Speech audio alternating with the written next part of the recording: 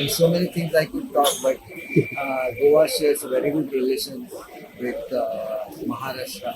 And the initial stage of Goa, Maharashtra used to take care of supplying electricity, supply financial institutions to government, and so many other things. But one thing I'll definitely try to have a tie with Goa government, and that is regarding Marathi language. We spend lot of money on development of Marathi language all over the world. So there are certain areas where Marathi is being spoken. In Indore, in Madhya Pradesh, then in Gwalior it is spoken, in Panipat it is spoken, in Goa it is spoken, in Belgaum it is spoken. So Marathi is one of the major language of India.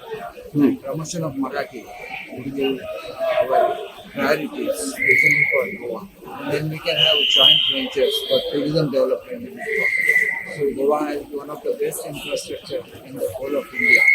And we must take some lessons on how they have developed sports complexes, tourism infrastructure, good roads, and that is a unique example from which always think that one should look at Goa, how best infrastructure should be developed, and how best a state could progress when they have good relations with the central government.